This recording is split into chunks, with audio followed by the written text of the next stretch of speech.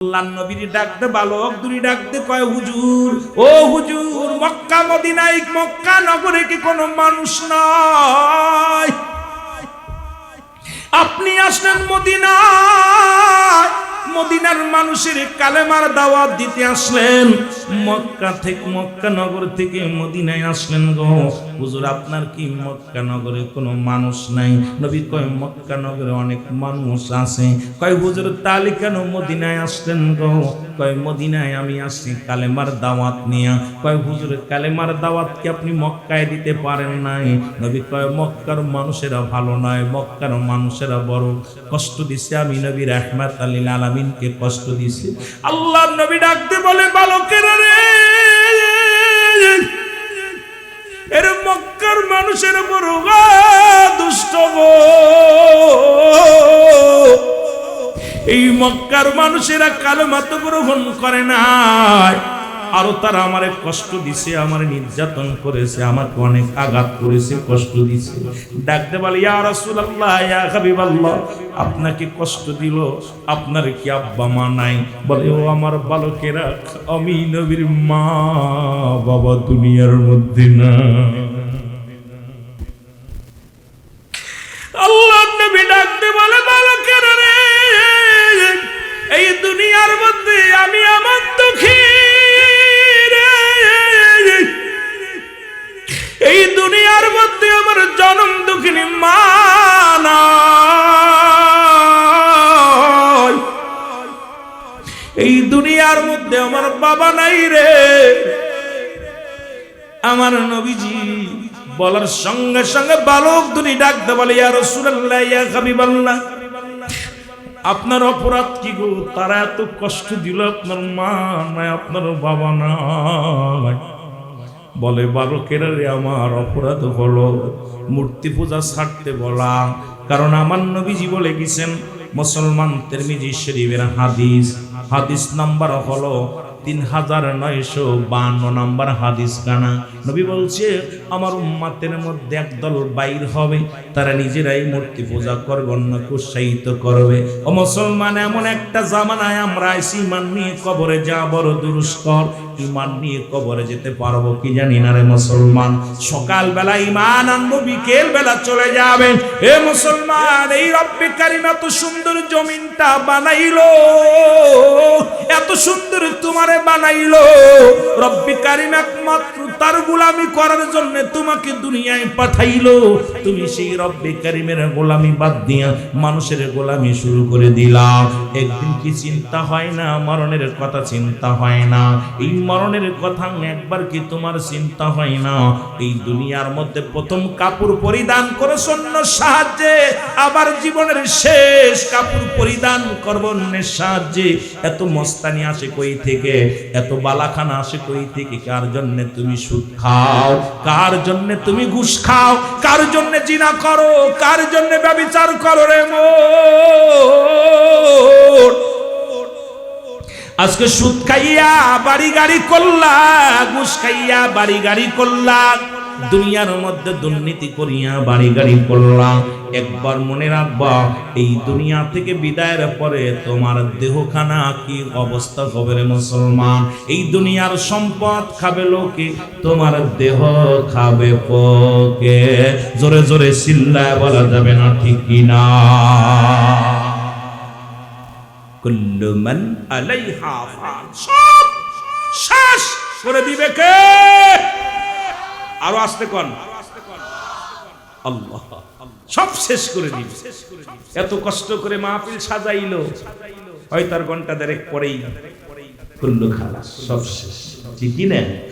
সব শেষ।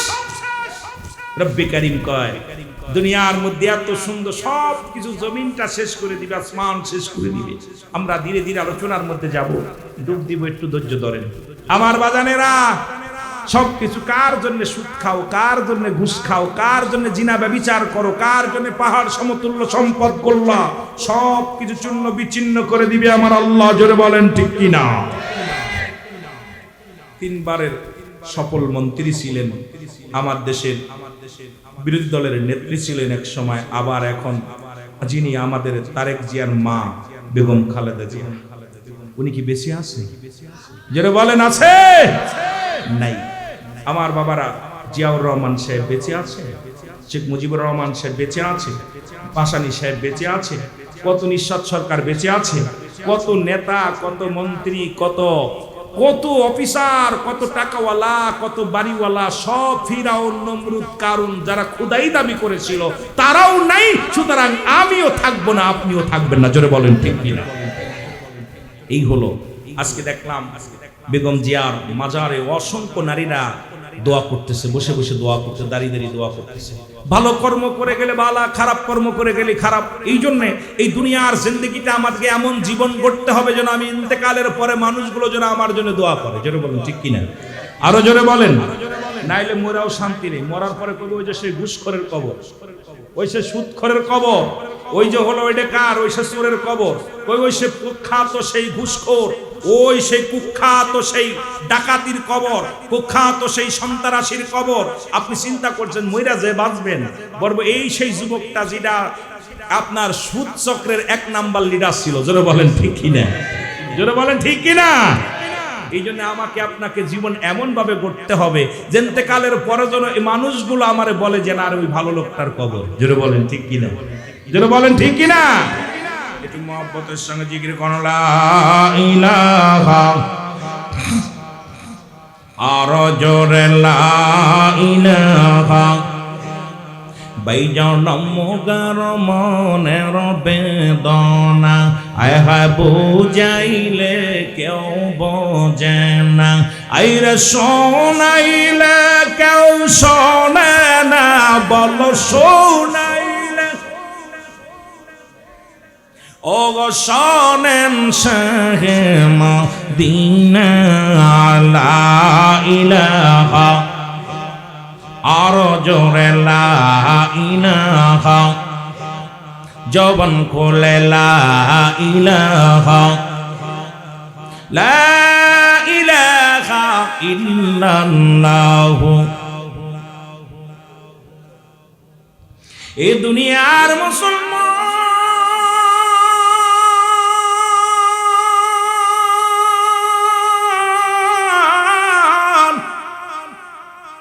বালক দুটি ডাকতে বলে, নবী গো, মায়ের নবী, আপনি মক্কায় কালেমার দাওয়াত প্রচার করেছেন, সবচাইতে কষ্ট দিছে কেন নবী আপনাকে? ডাকতে বলে, বালকেরা রে, সবচাইতে বড় কষ্ট দিছে আমার আবু জেহেলে। নাম কি? জোরে বলেন নাম কি? আবু জেহেলে কষ্ট দিছে। বালক দুটি প্রতিজ্ঞা করে, ভাই ওই 8 বছর আর 10 বছরের দুটি বালক প্রতিজ্ঞা করে, ভাই রে, প্রতিজ্ঞা করলাম জীবনে কোনোদিন যদি মক্কায় যেতে পারি রে, আমরা 2 ভাই মিলে আবু জেহেলকে চিরবিদায় করে দিব। জোরে বলেন মারহাবা। এর 2 ভানবীজি আমার মক্কা মদিনা, মক্কা থেকে মদিনা এসে যখন কালেমার দাওয়াত দিয়ে শুরু করলো, দলে দলে মানুষ কালেমার পতাকা তলে, ইসলামের পতাকা তলে আসতে লাগলো। কাফেররা দেখিয়া বড় কষ্ট পাইতে লাগলো। এর মুহাম্মদ দেশে ডাক দিছে সত্যের ডাক, যেখানে মধু থাকবে সেখানেই তো ভ্রমর আসবে। কারণ আমার নবীজি এই দুনিয়ার মধ্যে এমন ব্যবহার, এমন আখলাক, এমন চরিত্র নিয়ে রাহমাতুল লিল আলামিন আগমন করেছেন, যাকে দেখে দলে দলে অমুসলিমেরা ঈমান আনছে, কালেমা পড়িয়া মুসলমান হয়ে গেছে। এই খবর শুনিয়া আবু জেহেলের দলেরা আমার নবীর যারা নবী যাদের কালেমা পড়ায়া মুসলমান বানাইছে, তাদের বাড়ি ঘর দর পুরা দেয়া শুরু করলো, তাদেরকে নির্যাতন করা শুরু করলো, যেখানে পায় সেখানেই তাদের হত্যা করা শুরু করলো। আমার বাবারা, পার্শ্ববর্তী রাষ্ট্র আমাদের ভারতের মধ্যে বড় কষ্ট হয়, নামাজ পড়ার অপরাধে তাদেরকে শিরচ্ছেদ করা হয়, মুসলমান গরুর গোশত খাওয়ার অপরাধে বুড়া মানুষটাকে পিটিয়ে তারা হত্যা করে দেয় রে। আরে আমার দেশের মধ্যে আপনারা দেখেন না, শুনে নেন, যারা এই বাংলাদেশের প্রত্যন্ত অঞ্চলে দিয়েছেন। চট্টগ্রামে ওপেন শুয়োর জবাই করে খাওয়া হয়, আমাদের ঢাকার শহরে ওপেন শুয়োর জবাই করে মুসলমান কেজি হিসেবে বিক্রি করা হয়। আমরা তো কোনো হিন্দুকে পিটায় মারলাম না, আমরা তো কোনো হিন্দুকে বাড়িঘর পরিয়ে দিলাম না। তবে কেন আজকে ইন্ডিয়ার মুসলমানদের উপরে নির্যাতন করা হয়? তারা মুসলমান, তাদেরকে জয় শ্রীরাম জোর করে তাদের বলানো হয়। বড় কষ্ট হয় রে মুসলমান, শোনো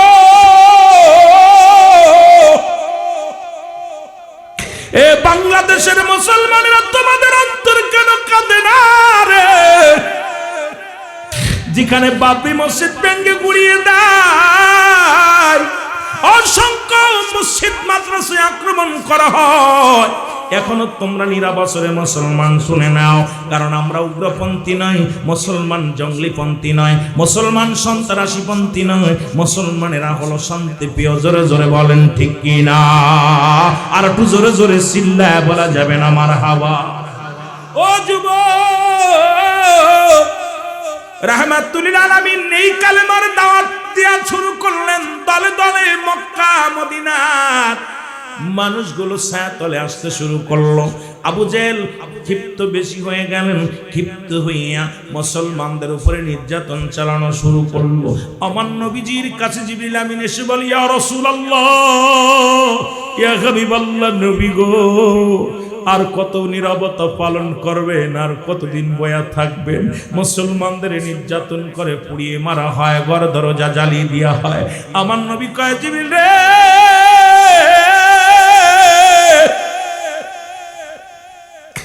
আইরে মক্কা মদিনার মুসলমানদেরকে হত্যা করা হয়, আমি নবী সইতে পারি না। আমার নবী চোখের পানি ছেড়ে কান্দার বলে, রব্বুল আলামিন, তুমি আমাকে শক্তি দাও, মুসলমানদের বিজয় দাও, মুসলমানদের শক্তি দাও, মুসলমানদের বিজয় দাও। নবীজি চোখের পানি ছেড়ে কান্দে। আল্লাহ কয়, জিবরিল রে, আমার নবীরে জানায় আর বসে থাকার সময় নাই, বসে থাকার সময় নাই। কারণ বাতিলের বিরুদ্ধে সংগ্রাম করতে হবে, আর বসে থাকার সময় নাই। জোরে জোরে বলেন মারহাবা। জিবরিল আমিন আয়া কয়, ইয়া রাসূলুল্লাহ, ইয়া হাবিবাল্লাহ, আপনি দোয়া করতেছেন, ওদিকে মুসলমানদের ধরে ধরে শিরচ্ছেদ করা হচ্ছে, মুসলমানদের বাড়ি ঘর পুড়িয়ে দেওয়া হচ্ছে, মুসলমানদেরকে হত্যা করতেছে। ইয়া রাসূলুল্লাহ, ইয়া হাবিবাল্লাহ, আপনি বাতিলের বিরুদ্ধে জিহাদ ঘোষণা করেন। জোরে বলেন না মারহাবা? আর একটু জোরে।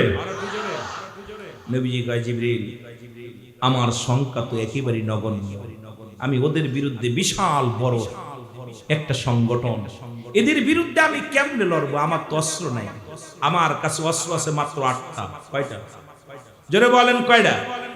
মুসলিম মিল্লাতের অস্ত্রের সংখ্যা হলো 8টা, ঘোড়ার সংখ্যা হলো মাত্র 2টা, আর কাফেরদের হাজার হাজার ঘোড়া, হাজার হাজার সৈন্য, যেটা আক্রমণ করবে মুসলমানদের উপরে। রহমতের নবী রাহমাতাল লিল আলামিন ডাক দিয়ে বলে, জিবরিল, বাতিলের বিরুদ্ধে যে আমি জিহাদ ঘোষণা করব, এক লোক নাই, 2 অস্ত্র নাই, শক্তি নাই, আমি কি লইয়া তাদের বিরুদ্ধে সংগ্রাম করব? জোরে বলেন আল্লাহু আকবার। আর একটু জোরে বলেন। আল্লাহর নবীজি বললেন, জিবরিল, তুমি যে রব্বি কারীমকে বলো, আমি কি নিয়ে যুদ্ধ করব, কেমনে তাদের বিরুদ্ধে জিহাদ ঘোষণা করব? বলো, হুজুর রব্বি কারীম হুকুম দিছে, আপনি দেরি করেন না, জিহাদের ডাক দেন। নবীজি হঠাৎ করে ডাক দিলেন, মক্কা মদিনার মুসলমানেরা রে, আর বসে থাকার সময় নাই, মুসলমানেরা শুনে নাও। কারণ দিনে দিনে তোমার জাতি ভাইকে মুসলমানদের হত্যা করা হয়, মুসলমানদের পুড়িয়ে শেষ করে দেওয়া হয়, মুসলমানদের নির্যাতন করা হয়। আমি নবী ঘোষণা করলাম, জিহাদের জন্য তোমরা প্রস্তুতি হও। জোরে বলা যাবে না মারহাবা? জিহাদের ডাক যখন দিলেন, রাহমাতুল লিল আলামিন যুদ্ধের যখন ডাক দিলেন, মুসলমান বাবারা ওই বালক দুটি শুনতে পাইলেন। নবীজি বললেন, মদিনার নারী পুরুষ তোমরা শুনে নাও, নব মুসলিমেরা শুনে নাও, কারণ বেশি দেরি নয়, যে কোনো মুহূর্তে জিহাদের ডাক আসতে পারে, যে কোনো দিন আমাদের সংগ্রামে নামতে হতে পারে। তোমরা মানসিকভাবে শারীরিকভাবে সবাই প্রস্তুতি নাও। এই খবর যখন মদিনার অলিগলির মধ্যে পড়ে গেল, ওই বালক দুটি এক দড়ি চলে গেছেন মার কাছে। ডাকতে বলে মা, ও যুবকেরা শোনো, ডাকতে বলে মা, মা গো, ও মা। বলে বাবারে কি হয়েছে বলো। কই মা, শুনে নাও শুনে নাও, আমরা যাও, তুমি কেন কান্দো গো মা। আসছেন বালক দুটি যুদ্ধে যাওয়ার জন্য প্রস্তুতি নেওয়ার জন্য আসেন। দেখে জনম দুঃখিনী মা চোখের পানিগুলো ফেলায় ফেলায় কান্দে। ডাকতে বলে মা গো, তুমি কেন কান্দো। বলে বাবারে কান্দতেছি এই জন্যে, রহমতের নবী রাহমাতুল আলামিন যুদ্ধের ডাক দিছে। মুসলমান শুনে নাও শুনে নাও, রহমতের নবী ঘোষণা করেছে যুদ্ধ হবে, বাতিলের বিরুদ্ধে জিহাদ হবে। কিন্তু কি করব, আজকে কাঁদতেছি, আজকে দুনিয়ার মধ্যে তোমার আব্বাজান বেঁচে নাই। যদি আজকে দুনিয়ার মধ্যে তোমার আব্বাজান বেঁচে থাকতো, ওই যুদ্ধের ময়দানে যে শাহাদতের পেয়ালা পান করত, আর আমি কিয়ামতের ময়দানে যাই আল্লাহর দরবারে ডাকতে বলতাম, রব্বি কারীম, আমি শহীদের বিবি হতে বললাম না। আমার মারা যারা পর্দার মধ্যে আসো সব খেয়াল করো, কেমন মা জননী ছিল, কেমন স্ত্রী ছিল, একটু ভাবিয়া ভাবিয়া দেখো রে মুসলমান। আল্লাহর নবীজি পাগল কেমন ছিল। বালক দুই ডাকতে বলে, জনম দুঃখিনী মা,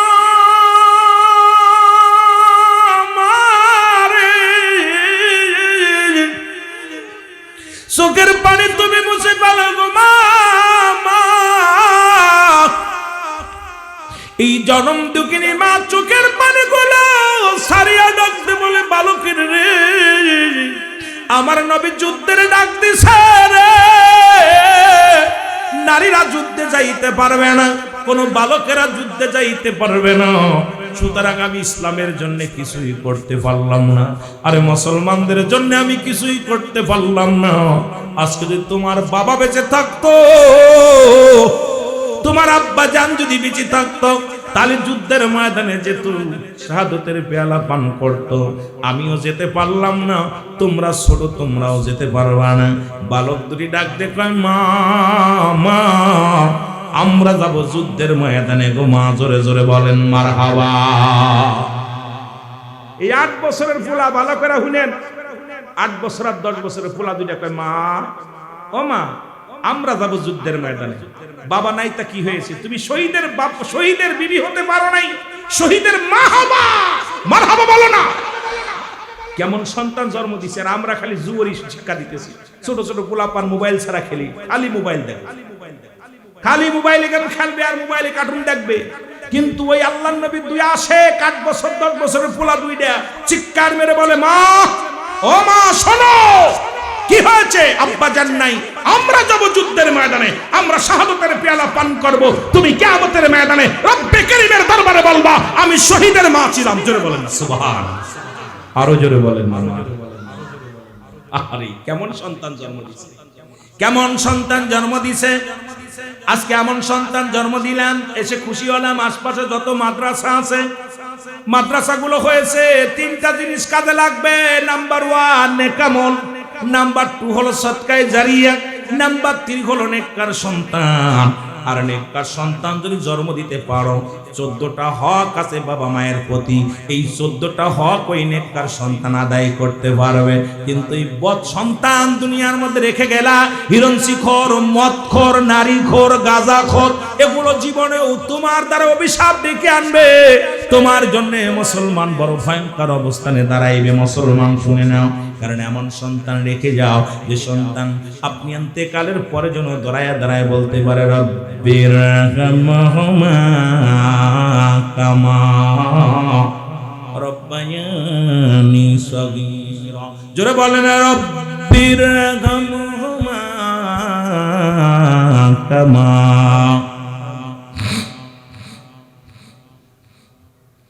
ওরে আজ না হয় কাল তুমি যাইবা কবরে, আজ না হয়, জোরে জোরে, যাইবা কবরে, যাবার বেলায় দেখবে চেয়ে গো তোমার ছবি রইল পড়ে। যাবার বেলায় আরো জোরে বলেন, যাবার বেলায় দেখবে চেয়ে গো তোমার সবই রইল পড়ে যাবার। তোমার দাদাই গিয়েছে বাবাই গিয়েছে, তোমার দাদাই গিয়েছে বাবাই গিয়েছে, কেউ আসলো না ফিরে, তোমার তো যাইতে হবে রে ও ভাই অন্ধকার কবরে তোমার। ও ভাই আজ না হয় কাল তুমি, আজ না হয়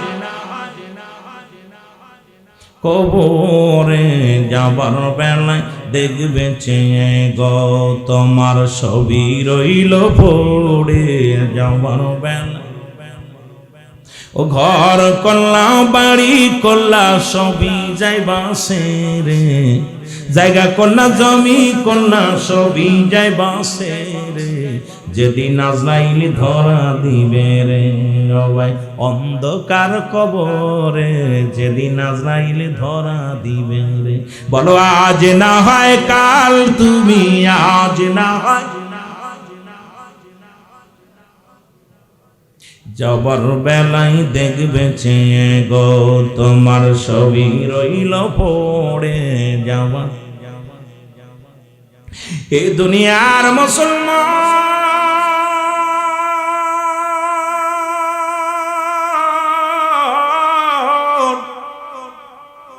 বালক দুটি ডাক দিয়ে বলে, মা মা গো আমরা দুই ভাই যাব যুদ্ধের ময়দানে, মা গো বিদায় দাও। মা বলে, বাবারে তোমরা ছোট মানুষ। কয় মা গো আমরা ছোট, কিন্তু আমার আল্লাহ তো আর ছোট না। মা গো বিদায় দাও, বিদায় দাও, আমরা যাব যুদ্ধের ময়দানে কালেমার জন্য, ইসলামের জন্য জীবন কোরবানি করে দিব গো মা। আর দেরি করো না। দুই ভাইকে বুকের মধ্যে মা বুকের ভিতরে নিয়ে দুই ভাইয়ের মুসলমান মুখের মধ্যে দুইটা সুমা দিয়া কয়, আমার কলিজার টুকরা রে, আমি তোদেরকে বিদায় দিয়ে দিলাম, ইসলামের জন্য তোদেরকে কোরবানি করে দিলাম, যা যা। আমি মা হইয়া দোয়া করে দিলাম, যা যা ওই ইসলামের জন্য কালিমার জন্য হাসি মুখে জীবনটা দিয়া দিবি। জোরে বলেন মারহাবা। আর একটু জোরে। আফগানে যখন যুদ্ধ শুরু হলো,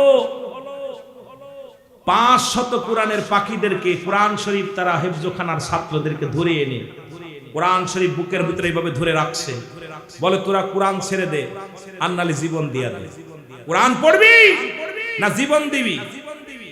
পাখিগুলো, কোরআনের পাখিগুলো ওইদিন বলেছিল চিৎকার মেরে, আরে কোরআন যদি ছেড়ে দিই জাহান্নামে যাব, জীবন দিয়া গেলে জান্নাতে যাব, চালাও গুলি। জোরে বলো মারহাবা। 500 পাখিকে সেদিন দুনিয়া থেকে বিদায় করে দিয়েছিল। পাখিগুলোর বুকের ভিতর কোরআন ধরে ধরে, বুকের ভিতর ধরে তারা চিৎকার মেরে ইয়া রব্বুল আলামিনের দরবারে নালিশ দিয়ে গেছে, আল্লাহ আমরা চলে যাচ্ছি, কারণ যুগে যুগে কোরআনের পাখিদের উপরে নির্যাতন চালানো হয়েছে। কারণ তারা জানে যে কোরআনকে যদি শেষ করে দেওয়া যায় তাহলে এই সমাজকে একদম একদম একদম কি মূর্খ বানানো সহজ হয়ে যাবে। কারণ দেখেন না, আমাদের এখন বর্তমান বইয়ের মধ্যে যা শুরু হয়েছে, সমগামী কেমনে করতে হয়, বানর থেকে কেমনে মানুষ হয়। কারণ এই যে আমাদের এখন এমন একটা জায়গা আমাদের নিয়ে যাচ্ছে যে শিক্ষাঙ্গনটা এমন একটা নোংরা খেতে চলে গেছে, আমার জাতি আমার সমাজকে চাইলেও আমরা আর ফিরাতে পারছি না। জোরে বলেন ঠিক কিনা? কারণ বইয়ের মধ্যে আগডুম বাগডুম গ্রাডুম সাজে। আমরা ছোট্টবেলা পড়েছি, ডান দিকে তেরে ঘাটে নেই, বাম দিকে তে যা, উপর নিচে একটা নুক্তা দিলি হয়ে গেল বা। ডান দিকে তেরে ঘাটে নেই, বাম দিকে তে যা, উপরে 2 নুক্তা দিলি হয়ে গেল তা। ডান দিকে তেরে ঘাটে নেই, বাম দিকে তে যা, উপরে 3 নুক্তা দিলি হয়ে গেল সা। আল্লাহ তুমি রিজিক দাতা, নামতায় রজা, সব প্রাণীকে দাও গো রুজি দেও তাই খরা। তোমার তরিফ তোমার গানে জেগে ওঠে বরবেয়ানে, বিলে ছিলে মাঠে রুজি পায় যে পাখির ঝাঁক। মৌমাছিরা গুনগুনিয়ে যায় যে কাজে গান শুনিয়ে, পিঁপড়ারা পায় খুঁজে আহার কঠিন শ্রমে ময়দানে। আর জোরে জোরে বলেন মারহাবা। শ্রম দিলে বান্দার অভাব থাকে না। ঠিক কি না? কথা বলেন না, কষ্ট হচ্ছে? এ আমার ভাইয়েরা, আমার বন্ধুরা, আমার গভীর মনোযোগ। আজকে কেমনে এমন এমন কোম্পানি, এমন এমন এনজিও আসছে, কেমনে সুদ খাইলে গাছ থেকে কেমনে শাখা প্রশাখা, কেমনে ধনী হওয়া যায়, বছরেই কোটিপতি হওয়া যায়। যে সমস্ত পিলার নিয়ে আমার দেশের শিক্ষিত সমাজ আগাইতেছে, দেখবেন সমাজের মধ্যে বইয়া একটা কাগজ ফেলিয়া বলে এই হলো গোড়া, এখান থেকে শুরু করবা, এদিকে টাকা, এদিকে টাকা, ওদিকে টাকা, ওদিকে টাকা। দেখা যায় রাতারাতি কোটিপতি। কারণ সুদের কারবার কেন করবি না, ঘুষের কারবার কেন করবি না? কারণ আমরা দুনিয়াটা হলো বালুয়া কিলাব, এই দুনিয়াটা হলো পচা দুর্গন্ধ মরি। মানুষের চরিত্র হলো কুকুরের চরিত্র। কুকুর যেমন মরি পাইলে খুশি হয়, সে জামানার মানুষগুলো সম্পদ পাইলে খুশি হবে। আমার দাদু ভাইয়েরা, ঠিক সেই ভয়ঙ্কর জামানার মধ্যে আমরা আগমন করেছি। জোরে বলেন ঠিক কি না? যুবক বলতেছিলাম, বালক দুটি বলে মা, মনে আসেনি? বালক দুটি বলে মা, আমাদের বিদায় দাও, আমরা যুদ্ধে যাব। বালক দুটির মা তার বিদায় করে দিলেন। যা বাবা, বিদায় দিলাম, যা সত্য ইসলামের জন্য, কালেমার জন্য আমি তোকে কুরবানি করে দিলাম, যা। রওনা হয়ে গেলেন। এদিকে মায়ার নবী, দয়ার নবী ঘোষণা করে দিলেন, তোমরা শোনো, আগামী 17ই রমজান, কত তারিখ? 17ই রমজান মুসলিম মিল্লাতের প্রথম জিহাদি যুদ্ধ হবে। সেই যুদ্ধের নাম হলো বদরের যুদ্ধ। সেই যুদ্ধের জন্য, কারণ বাতিলেরা এক দিনে দিনে মুসলমানদের উপরে যে নির্যাতন, মুসলমানদের উপরে যে রকম আঘাত শুরু করেছে, আর বসে থাকার সময় নাই। তোমরা জলদি করে সবাই প্রস্তুতি হও, কারণ আগামী 17 তারিখ যুদ্ধ ইসলামের জন্য ঝাঁপিয়ে পড়েছে। মারহাবা বলেন না? আজকে যেমন আপনারা ইসলামের জন্য নিবেদিত, এইরকম সব রাসূলুল্লাহ তাকায় দেখে, সব কেউ কানা খুড়া ল্যাংড়া নুলা সব যুদ্ধে যাওয়ার জন্য প্রস্তুত। সুবহানাল্লাহ বলেন না? আস্তে করবেন না, জোরে করবেন? রাসূলুল্লাহ বললেন, যেহেতু যুদ্ধের ময়দানে অস্ত্র চালাইতে হবে, যুদ্ধের ময়দানে শক্তি লাগবে, যুদ্ধের ময়দানে কৌশল জানা লাগবে। এই ময়দানে কানাডাও এলাও হবে না, খুড়াটাও হবে না, বুবাটাও এলাও হবে না, ছোটটাও এলাও হবে না। নবীজি বললেন, যারা বালকা লাইন থেকে সরে দাঁড়াও, যারা কানা খুড়া লাইন থেকে সরে দাঁড়াও, যারা বুবা ল্যাংড়া নুলা সুতার লাইন থেকে সরে দাঁড়াও। কারণ তাগড়ায় জোয়ান গুলো, 18 বছরের যুবক, তরতাজা যুবক গুলো যারা আসো, তোমরা লাইনে দাঁড়ায় যাও। আমি নবী আজকে নির্বাচন করো, তোমাদেরকে কি করব মুসলমান শুনে নাও, সিলেকশন করবিল, তোমাদেরকে কাকে কাকে নেওয়া যায় সিলেক্ট করব। এখন এই সিলেক্ট যদি তোমরা কেউ বাদ না পড়ো, তোমরা দাঁড়ায় যাও। যারা মাপে হবে তাদেরকে আমি যুদ্ধে পাঠাইব, বাকিগুলো সবাই রিজেক্ট হয়ে যাবে। জোরে জোরে বলো আল্লাহু আকবার। বালক দুটি ডাক দি বলে, ছোট ভাই বড় ভাইরে ডাক দি কয়, বাইরে কাম সারছে। মা তো বিদায় দিছে যুদ্ধে যাওয়ার জন্য, মার কাছ থেকে তো অনুমতি নিয়ে আস না। মা জননী তো বিদায় দিছে, কিন্তু রাসূলুল্লাহ তো বলছে বালকেরা যেতে পারবে না। এখন আমরা দুই ভাই তো ছোট, দুই ভাই তো একবারই জেট বাদ হয়ে গেলাম রে ভাই, কি করা যায়? বড় ভাই কয়, বাইরে যুদ্ধে যেতেই হবে। ছোট ভাই কয়, হ, কারণ আবু জেহেল আসবে, যুদ্ধে আবু জেহেলকে মারতে হবে। কারণ আমরা দুই ভাই পরিকল্পনা ভাবে এমন ভাবে আগাইবো যেন আমরা এই দুনিয়া থেকে দুশ্মনে রাসূলকে চিরবিদায় করে দিতে পারি। কারণ আবু জেহেলকে আমরা দুই ভাই চিরতরে কতল করে দিব। জোরে জোরে বলো আল্লাহু আকবার। দুই ভাই কয়, বাইরে বাবা আমি অনুরোধ করো, বাইরে থেকে আওয়াজ আসলে আলোচনায় বেঘাত ঘটে। দুইটা জিনিস পাবে, একটা হলো গজব, একটা হলো রহমত। মাহফিলে বাইরে থেকে আওয়াজ আসে, সাদে যারা আছে মাহফিল কমিটির বাইরা, এত পণ্ডিতগিরি করা ভালো না। কারণ হলো মাহফিলে দুইটা জাত, আজকে আমাদের বেকারত্ব বাড়ছে খেলে অভিশাপের জন্য। সমাজে দুইটা জিনিস, একটা রহমত, একটা গজব। মাহফিলে আসবেন এখান থেকে কিছু নেওয়ার জন্য, আওয়াজ কানে আসলে আলোচনা একটা ভুল হলে এর জন্য খেসারত তোমার আপনাদের দেওয়া লাগবে। আমার ভাইরা, আমার বন্ধুরা, আমার রহমতের নবী বলছে বাদ দিতে হয় ছোট বালকেরা বাদ, এখন কি করা যাবে? দুই ভাই যুক্তি করে, বাইরে আমরা দুই ভাই তো ছোট মানুষ, একজনের বয়স 10 আর একজনের বয়স 8, রাসূল তো যুদ্ধে নিবে না, কি করা যায়? ছোট ভাই বুদ্ধি দেয়, বাইরে ওই দেখো যে লাইনে দাঁড়াইছে সব সাহাবীরা, ওই লাইনের মধ্যে বড় একটা পাথর দেখা যায়, উচ্চ টিলা দেখা যায়।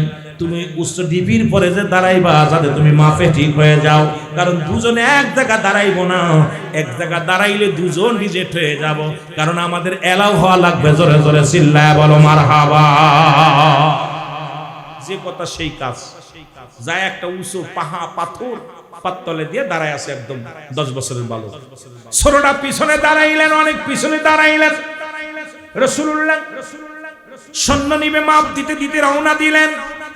মাপতে মাপতে মাপতে মাপতে যা 10 বছরের বালকের কাছে যা বলে, বাবা তুমি এখানে কেন? কয় হুজুর যুদ্ধে যাব। কয় বাবা যুদ্ধে যাবা? তুমি ছোট মানুষ, যাও তুমি বাড়ি যাও, বাড়ি যাও, বাড়ি যেয়ে তোমার মা বাবার খেদমত করো। কয় হুজুর মার কাছ থেকে অনুমতি আনছি, কারণ বাবা তো আগেই মারা গেছে। ইয়া রাসূলুল্লাহ ইয়া হাবিবাল্লাহ, অনুরোধ করি গো নবী গো, আমরা যুদ্ধে যাব, কারণ দুশমনের রাসূলকে হত্যা করব। ইয়া রাসূলুল্লাহ ইয়া হাবিবাল্লাহ, নবী গো আমি যুদ্ধে যাব। নবী কয় বালক রে, তোমার মায়ের খেদমত করো, কারণ তোমার মা দুঃখিনী মা, তোমরা বালক মানুষ, মার খেদমত করো। কয় হুজুর মার থেকে বিদায় নিছি, আপনি আমাদের যুদ্ধে লন। কয় বাবা তুমি ছোট মানুষ, মাপে হবা না। হুজুর মাপতে দেখেন। কয় দাঁড়াইছো কই? কয় হুজুর মাপে হওয়ার জন্য দাঁড়াইছি। জোরে জোরে বলেন মারহাবা। মাপে হওয়ার জন্য উঁচু জায়গা দাঁড়াইছি। হুজুর আমাকে লন, আমাকে যুদ্ধে নিয়ে চলেন। নবীজি বললেন তুই সিলেক্ট। সুবহানাল্লাহ বলেন না, আরো জোরে আরো জোরে। নবীজি বললেন তুই সিলেক্ট। পিছন থেকে 8 বছরের বালক তাকায় দেখে বড় ভাই যেহেতু সিলেক্ট হয়ে গেছে, এখন আমার একটা উপায় হবে। নবীজি মাপতে মাপতে মাপতে যায় দেখে ছোটটা 8 বছরের না। নবী কয় বাবা তুমি কেন? কয় হুজুর আমি যুদ্ধে যাব। কয় বাবা তুমি ছোট্ট মানুষ, তুমি তোমার মার খেদমত করো, যাও তোমার মা বাবার খেদমত করো। বলে হুজুর বাবা তো অনেক আগে মারা গেছে হুজুর, মা দুঃখিনী দুনিয়ার মধ্যে জিন্দা, মা আমারে হুকুম দিছে যুদ্ধে যাওয়ার জন্য। ইয়া রাসূলুল্লাহ ইয়া হাবিবাল্লাহ, মার নবী আমাকে লয়ে চলেন, আমি যুদ্ধে যাব। নবী কয় বাবারে তুমি একেবারে ছোট, তুমি যাও বাবা, বাড়ি যাও। বলে হুজুর ওই দেখেন ওই যে আমার ভাই, ওইটা 10 বছর, ওইটার বয়স মাত্র 10 বছর। হুজুর এটারে নিছেন। নবী কত একটু দেখতে শুনতে বড়। হুজুর বড় কিসের? তো মাত্র 2 বছরের বড় আমার, আর আমি 2 বছরের ছোট। নবী কয় তাও তুমি চলে যাও, পরের যুদ্ধে যাবে, যুদ্ধে তোমাকে নেওয়া যাবে না, কারণ এই যুদ্ধ বড় ভয়ঙ্কর হবে, কারণ হাজার বাতিলের শক্তির সঙ্গে লড়াই করতে হবে। তুমি যাও বাবা, বাড়ি যাও। বালক বলে ইয়া রাসূলুল্লাহ ইয়া হাবিবাল্লাহ, আমি যাবই, যুদ্ধে যাব, যুদ্ধে যাব। আমার নবীজি বলেন বালক রে, তুমি ছোট মানুষ, তোমার তো শক্তি নাই, যুদ্ধে শক্তি লাগে, কৌশল লাগে, অস্ত্র চালানোর ক্যাপাসিটি লাগে। বালক বলে ইয়া রাসূলুল্লাহ ইয়া হাবিবাল্লাহ, শক্তিটা যদি আমি পারি আমাকে কি নেবেন? নবীজি বলে কি বলতে চাও? বলে হুজুর আমার ভাই 2 বছরের বড়, ওই ভাইয়ের সঙ্গে আমাকে কুস্তি ধরার একটা সুযোগ করে দেন। আমি যদি কুস্তিতে যদি আমার ভাইকে পরাজয় করি, তাহলে কি আমাকে আপনি যুদ্ধের ময়দানে নেবেন? জোরে জোরে বলেন মারহাবা। আর একটু জোরে জোরে চিল্লায় বলা যাবে না মারহাবা? তোমরা শোনো গো মন দিয়া, আর মদিনাতে কাঁদেন নবী উম্মতের লাগিয়া। বলো মদিনাতে কাঁদেন নবী। জোরে জোরে বলেন তোমরা শোনো গো মন দিয়া, তোমরা শোনো। ওরে মদিনাতে কাঁদেন নবী উম্মতের লাগিয়া। বলো মদিনাতে কাঁদেন নবী। অল্প সাউন্ড দেন। কত সাহাবীরা জান্নাত পেল নবীর পাগল হইয়া, কত সাহাবীরা, আরো জোরে বলেন না, কত সাহাবীরা জান্নাত পেল নবীর পাগল হইয়া। তোমরা শোনো গো মন দিয়া, তোমরা শোনো। এর মদিনাতে কাঁদেন নবী উম্মতের লাগিয়া। বলো মদিনাতে কাঁদেন নবী। এর হাফসি বেলাল নবী পেল কান্দিয়া কান্দিয়া। বলো হাফসি বেলাল নবী পেল আরো জোরে, এরে হাবশি বেলাল নবী পেল কান্দিয়া কান্দিয়া, তোমরা শোনো গো মন দিয়া তোমরা শোনো। মদিনাতে কাঁদেন নবী উম্মতের লাগিয়া, বলো মদিনাতে কাঁদেন নবী। এ দুনিয়ার মুসলমান গভীর মনোযোগ। নবীজি ডাকতে বলে বালক রে, যুদ্ধের ময়দানে আবেগ দিয়ে হবে না, তুমি যাও যাও। বালকটা বলি ইয়া রাসূলুল্লাহ ইয়া হাবিবাল্লাহ, একটা সুযোগ আপনি আমারে দেন, আমার ভাইয়ের সঙ্গে আমারে কুস্তি ধরায়া দেন। কই দিলাম সুযোগ, যাও। বড় ভাইকে ডাক দে, বলে ভাই রে, দুই ভাই এক জায়গায় যখন হলো, ভাই রে ভাই, তুমি আমার চাইতে 2 বছরের বড়, আমার চাইতে শক্তি তোমার গায়ে বেশি, কৌশলও জানো বেশি, তুমি যদি জোরে ধরো আমি পারবো না। বাইরে আমি কিন্তু যুদ্ধের ময়দানে যাব, আমাকে লয়ে যাবি রে ভাই, আমাকে রেখে যাবি না। 2 ভাই প্রতিজ্ঞা করেছি আবু জেহেলকে হত্যা করব, 2 ভাই প্রতিজ্ঞা করেছি দুশমনে আবু জেহেলকে জীবন্তরে বিদায় করে দিব। বাইরে মাঠ থেকে 2 ভাই বিদায় নিয়ে আসছি, আমাকে রেখে যেও না। বাইরে তুমি আমাকে আস্তে করে ধরবা, আমি তোমাকে ফেলে দিব, তুমি পরাজয় হয়ে যাবে, আমি জয় হয়ে যাবে। 2 ভাইকে মদিনাওয়ালার সঙ্গে আমরা যুদ্ধের ময়দানে যাব, জোরে বলেন মারহাবা। রাসূলুল্লাহ তাকায় তাকায় দেখে 2 বের আলাপ। ছোট ভাই বড় ভাইরে কয়, ভাই তুই যদি আমার জোরে ধরিস আমি কি পারবো? পারবো না। তুই আমার আস্তে ধরবি, আস্তে ধরবি, তোরে ধাক্কা দিয়ে ফেলে দিব। তুমি বয়সে 2 বছরের বড়, শক্তিতেও বড়, তুমি জোরে ধরলি আমি পারবো না, তুমি কিন্তু আমার থুয়ে যাইও না। সুবহানাল্লাহ বলেন না। ছোট ভাই দাবি করতে বড় ভাইয়ের কাছে, কত যুক্তি হারে দেখছেন নি, ইসলামকে কত ভালোবাসছে তা। আর আমরা একটা রাত জাগতে পারি না, একটা রাত জেগে আলোচনা শুনতে পারি না, কষ্ট হয়। নবীজি দূর থেকে খেলে হাসে, 2 বার গল্প তো দেখতেছে, চুকি চুকি ইশারায় কথা বলতে, রাসূলুল্লাহ খালি হাসতেছে, খেলা দেখে। ছোট ভাই বলবে, ভাই খবরদার আস্তে ধরবে। বড় ভাই আস্তে ধরছে, ছোট ভাই ধাক্কা দিয়ে ফেলে দিয়ে বুকের পর বসে বলে, ইয়া রাসূলুল্লাহ, জোরে বলেন না মারহাবা। নবীজি কয় তুমি ছিলে, সুবহানাল্লাহ বলেন না, আরো জোরে আরো জোরে। 2 ভাই সিলেট হয়েছে, 2 ভাই সবচেয়ে বদরের প্রান্তরে 313 জন সাহাবীর ভিতরে 2 জন বালক, একজনের বয়স 10, একজনের বয়স 8। এই 2টা বালকের মধ্যে ছোট্ট ছোট্ট মানুষ 2টা। রাসূলুল্লাহ 2টি ভাইয়ের দিকে তাকায়া নবীজি আফসোস করতেছে, আল্লাহ হে পরওয়ারদিগার আলম, একই তো হলো রমজান মাস, এরপরে হলো বালক 2টা যুদ্ধের ময়দানে যাবে। আহা কত আবেগ, নবীজিকে ভালোবাসে, ইসলামকে কত ভালোবাসে, জীবন দেওয়ার জন্য প্রস্তুতি ছোট মাসুম বাচ্চা 2টা। নবীজি গুইনা দেখে সাহাবীর সংখ্যা হলো 313 জন। কয়জন? জোরে বলেন কয়শো? 313। অস্ত্র কয়টা? জোরে বলেন কয়টা? 8টা তরবারি। কয়টা তরবারি? এ মুসলমানরা জোরে বলেন কয়টা? আজকে এখানে বাতি জ্বলছে, যুব সমাজ জান্নাতের বাগান সাজাইছে। আজকে যে কমিটি যা আছে আগামী বছরে সেটি দ্বিগুণ কমিটিতে জোর দেবে, কারণ আল্লাহর প্রতি এদের ঈমানি বল আরো বেড়ে যাবে। জোরে বলেন ঠিক কিনা? দিনে দিনে প্রচারেই প্রসারিত বাড়ে। জোরে বলেন ঠিক কিনা?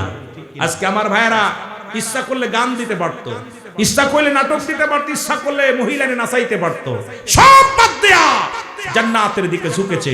রব্বে কারীম যুবক বয়সী হবে জান্নাতি, 18 বছরের যুবক আর 16 বছরের যুবক। আর আল হাসান আল হুসাইন হবে জান্নাতের সরদার, এই যুবক বয়সে যাবে জান্নাতি। যুবকরা যেদিকে ঝাঁপিয়ে যাবে সেদিকেই জয় হবে। জোরে বলেন না ঠিক কিনা? আরো জোরে বলেন ঠিক কিনা? রাসূলুল্লাহ গুইনা দেখে মাত্র 313 জন। অস্ত্র হলো 8টা, ঘোড়া হলো 2টা। কার কাছে দিব? কি করব? রাসূল বসে আছেন, ওদিকে কাফের আবু জেহেল 1000 সৈন্য, 1000 ঘোড়া, 1000 তরবারি নিয়ে দলবল নিয়ে ছুটছে। আয়েশা খবর আসলো, হুজুর সর্বনাশ, মক্কা থেকে মদিনার দিকে এমন বড় কাফেলা নিয়ে আক্রমণ করার জন্য রওনা দিছে। ইয়া রাসূলুল্লাহ আপনি প্রস্তুতি হন তাড়াতাড়ি, কারণ ওরা প্রায় আপনার নিকটবর্তী।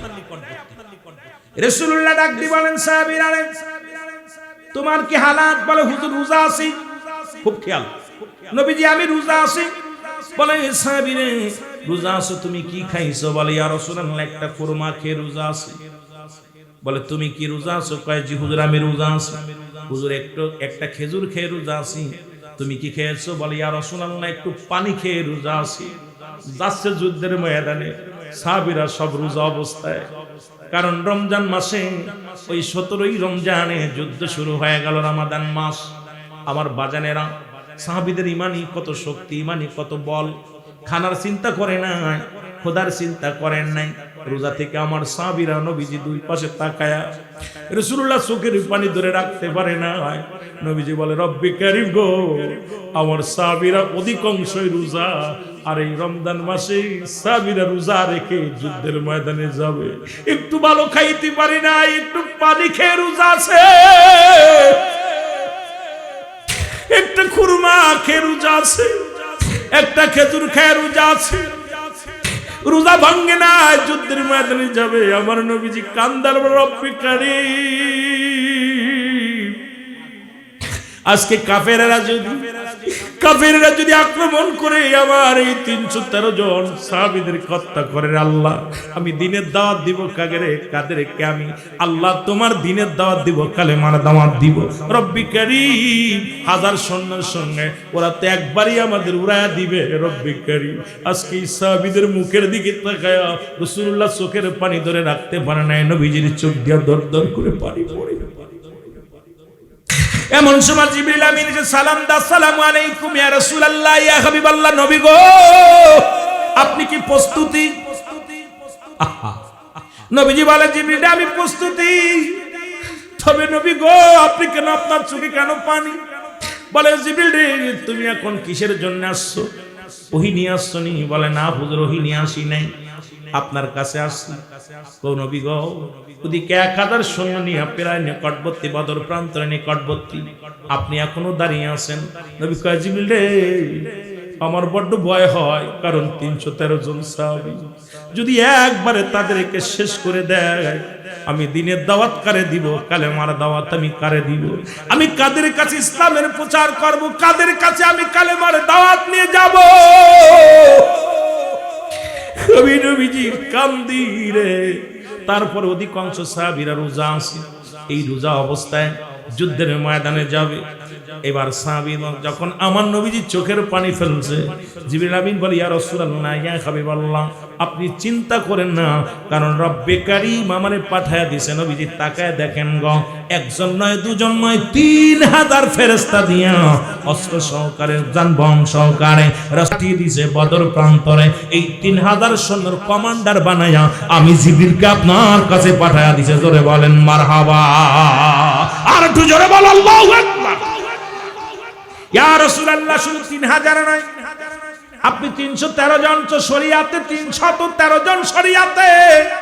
হাকিকতে নবী গো আমি 3000 নিয়ে প্রস্তুতি আছি, আরো 5000 গোডাউনে রাখছে প্রস্তুতি করে, শুধু আপনি হুকুম দিলে আসবে নবী গো।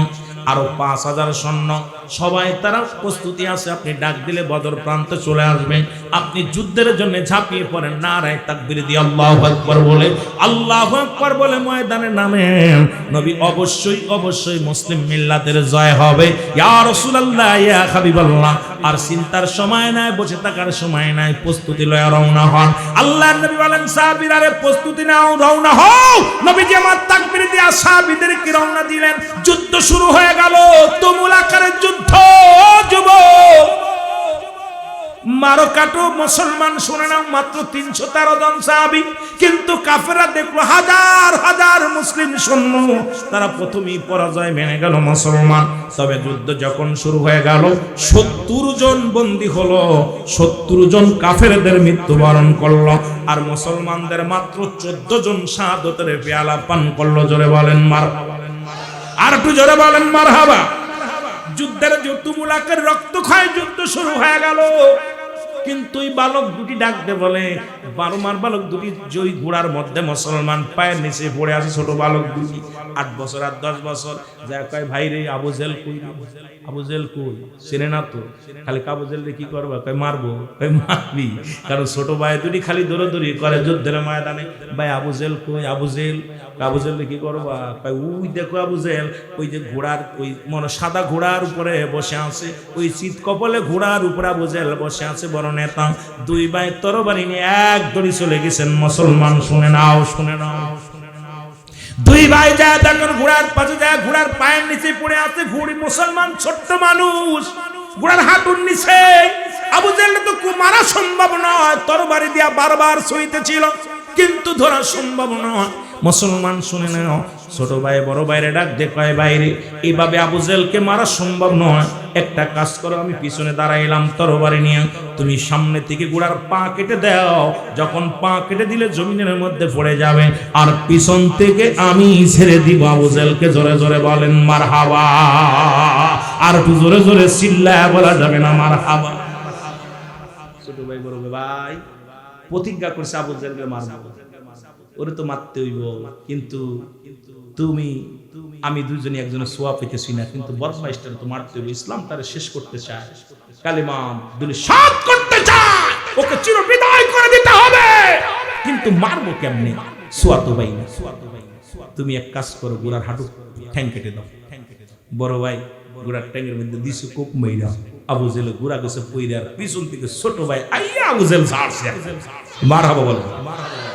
আমার ভাইরা, আমার বন্ধুরা, আমার যখন আবু জেহেলের দেহের মধ্যে মারিতেছে কোপ, মুসলমান গর্দানের মধ্যে, পিছন থেকে আবু জেহেলের ছেলে আইয়া ছোট ভাইয়ের পিছন থেকে একটা কোপ মারছে, হাতটা কেটে গেছে। হাতটা শুধু সামান্য একটু জ্বলে, জোলা হাতটা এইভাবে জ্বলতেছে, তরবারি উঁচু করার মতো ক্ষমতা নাই, সামান্য একটু চামড়ার মধ্যে জ্বলতেছে। ডান হাতের তরবারিটা বাম হাতের মধ্যে নিয়ে ছোট ভাই কি করলেন, বাবারা আমার বাম হাত দিয়ে আবু জেহেলের গায়ের মধ্যে কোপ শুরু করে দিলেন। দেখে ডান হাত ডিস্টার্ব করে, এই ডান হাতটা পাত তলে দিয়ে টান দিয়ে ছিঁড়ে বলে, ইয়া রাসূলুল্লাহ, ইয়া হাবিবাল্লাহ, আজকে ইসলামের জন্য আমি জীবন দিয়ে দিলাম, হাতটাও কোরবানি করে দিলাম। এইবার মুসলমান দুই ভাইকে দুনিয়ার মধ্যে আবু জেহেলের ছেলে দুই ভাইকে শাহাদাতের পেয়ালা পান করে দিলেন। দুই ভাই শহীদ হয়ে গেলেন। আমার বাবারা, আমার বন্ধুরা, আমার আবু জেহেলকে শেষ করাবো। আমার বাবারা, আমার বন্ধুরা, আমার শুনে নাও, শুনে নাও। এদিকে যখন বদর প্রান্তরে লাশগুলো আনা হলো, রাসূলুল্লাহর সামনে আনা হলো, আমার নবীজি সব লাশগুলো দেখে দেখে চোখের পানি ছেড়ে কাঁদতেছিল। ওই মাসুম বাচ্চা দুটি রাসূলুল্লাহর সামনে যখন আনা হলো, আমার নবী চোখের পানি ছেড়ে কাঁদতে বলে, বালকেরা রে,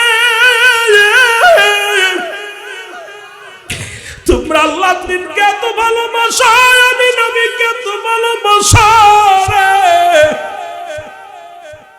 জীবন দিয়া প্রমাণ করে দিয়ে গেলাম জীবনের চাইতে ইসলামের দাম বড়, জীবনের চাইতে ইসলামের মান বড়, জীবনের চাইতে কোরআনের দাম বড়, জীবনের চাইতে দয়াল নবীর প্রেম বড়। আমার নবীজি চোখের পানিগুলো ছেড়ে ছেড়ে কাঁদতেছিল। জিবরিল আমিন বলে, ইয়া রাসূলুল্লাহ, ইয়া হাবিবাল্লাহ, আপনি চোখের পানিগুলো মুছে ফেলেন, কারণ ওই জান্নাতি ফেরেশতারা, সব ফেরেশতারা সেজে গুজে আসে জান্নাতগুলো সাজাইতেছে। কারণ আজকে বদর প্রান্তরে যত শহীদ হয়েছে, সব শহীদের লাশগুলো জান্নাতি ফেরেশতারা নেওয়ার জন্য, তাদেরকে জান্নাতে ঢোকানোর জন্য, তাদের জান্নাত সুসজ্জিত করে, তাদেরকে হালাল সাহলান জানায়া তাদেরকে ভিতরে প্রবেশ করাইবে। আর রাসূলুল্লাহ, ইয়া হাবিবাল্লাহ, আর এই বালক দুটির জন্য রব্বে কারীম আমাদেরকে হুকুম দিয়েছে, রব্বে কারীম আমরা যত ফেরেশতারা আছি, সবাই ফেরেশতাদের তরফ থেকে এই বালক দুটির জানাজাও ফেরেশতারা করবে। জোরে জোরে চিল্লায় বলেন,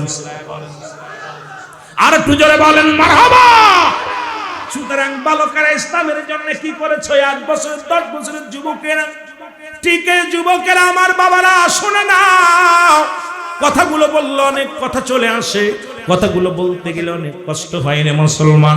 ঠিক একই প্রান্তে মুসলমান, ওদের প্রান্তে রাসূল পাক সাল্লাল্লাহু আলাইহি ওয়াসাল্লাম যখন ওদের যুদ্ধ হলো, মুসলমান কয়েকটা ঘটনা ঘটলো যেখানে না বললে নয়, যুবকদের কথাগুলো বলে যায়।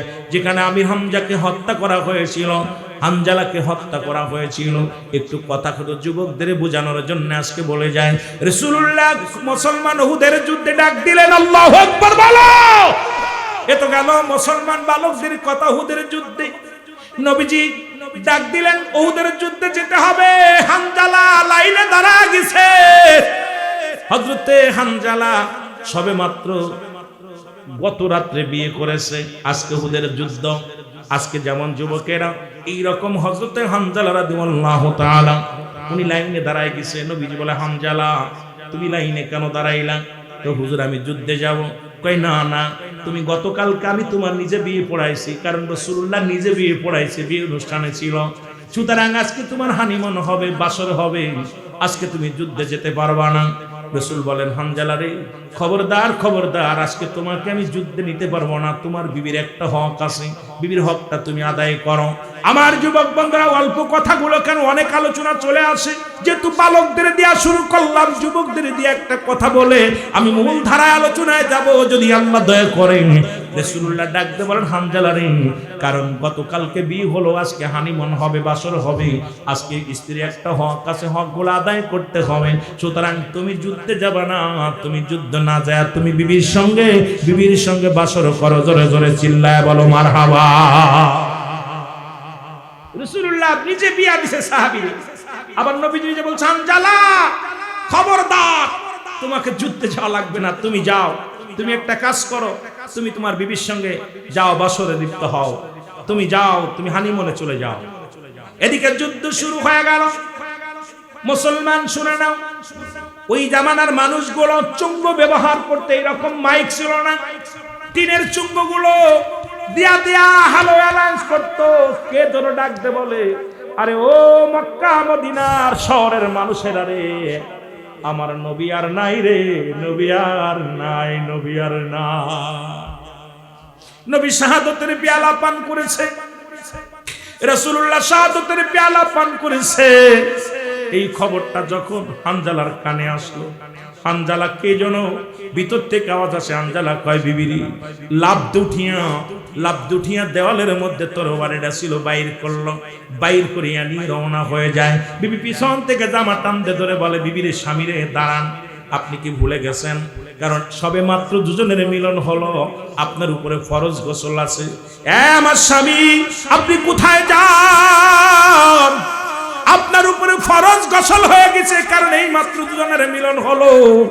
আপনি যদি যুদ্ধের ময়দানে যান, না জানি শাহাদাতের পেয়ালা পান করেন, আর শহীদ হয়ে গেলে শহীদদের কোনো গোসল হয় না, শহীদদের তো গোসল দেয়া হয় না। আপনি না পাক অবস্থায় আপনাকে কবর দেয়া হবে, জানাজা পড়ানো হবে। ও আমার স্বামী, প্রাণের স্বামী, দাঁড়ান, একটু আমি পানি এনে দিই, পাশের কূপ থেকে পানি এনে আপনাকে গোসল করায় দিই, তারপরে আপনি যাবেন। হানজালা কয়, বিবি রে, কিসের গোসল, কিসের ফরজ, কিসের গোসল তুমি দেখছো? আরে আমার নবী যদি না থাকে রে, কিসের গোসলের মশলা নিয়ে আইস, কিসের মশলা নিয়ে আসলাম? বিবি রে,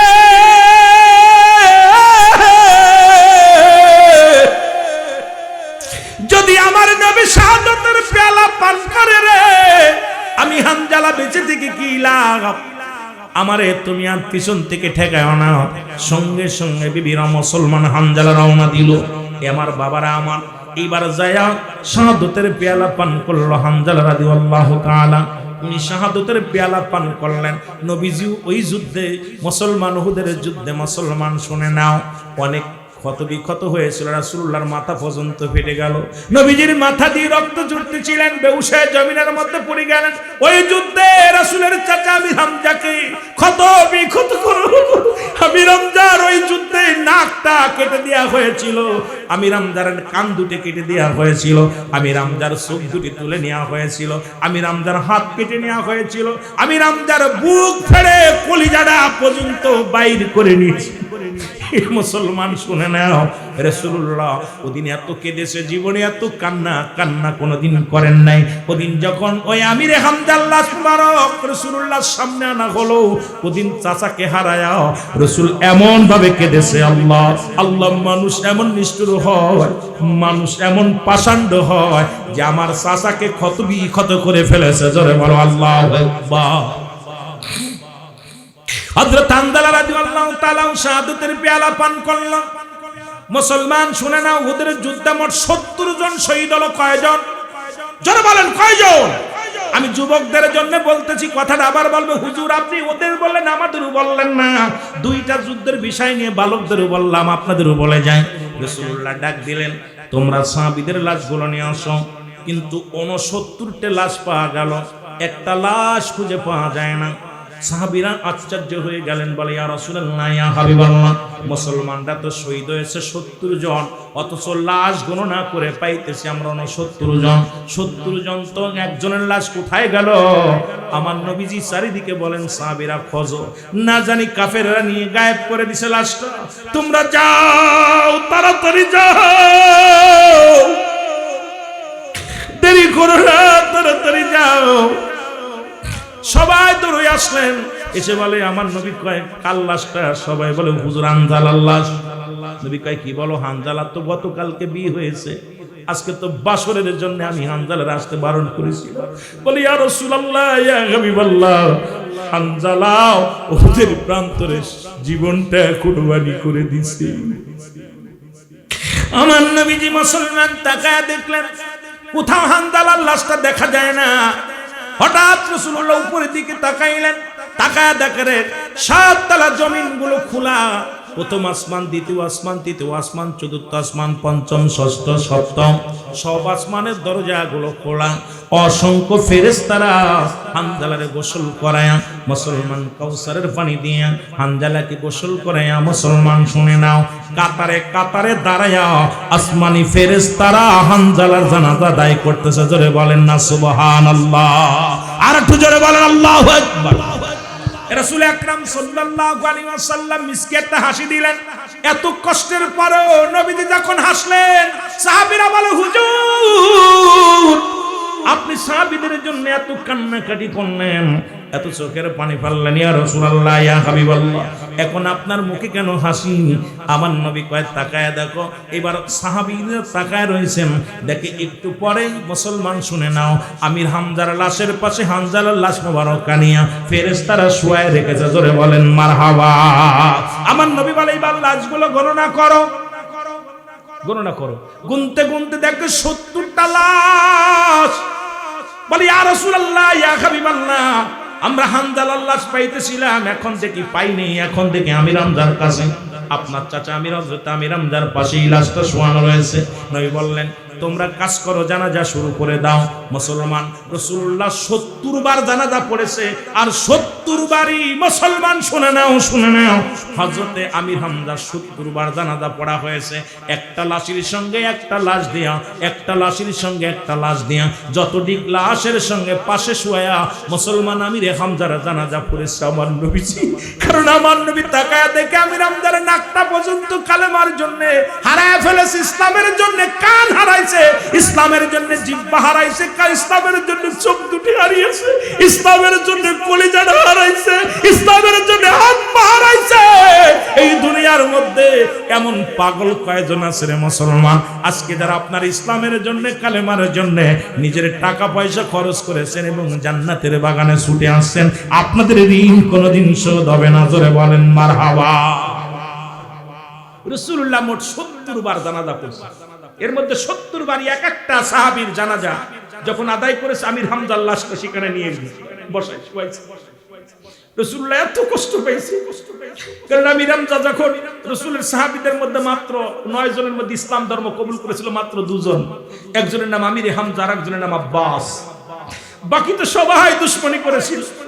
রাসূলুল্লাহ চোখের পানিগুলো রাখতে পারেন, আল্লাহ আমার চাচাকে কি করছে, চাচার চোখ দুইটা পর্যন্ত নাই, নাক কান কেটে দিছে।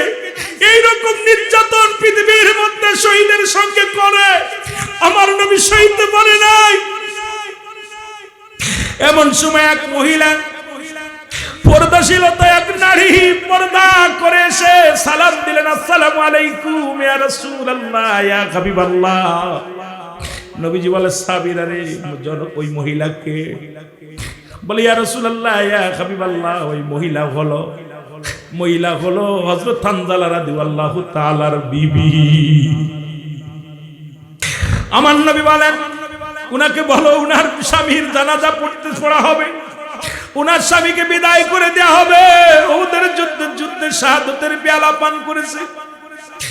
মেয়েটা ডাক দিয়ে বলে আমার নবীর সাহাবীরা শোনো, আমার রাসূলের সঙ্গে একটু গোপনে কথা বলার সুযোগ করে দাও, কারণ আমি আমার নবীর সঙ্গে কিছু কথা বলতে চাই, তোমাদের সবার সামনে বলা যাবে না।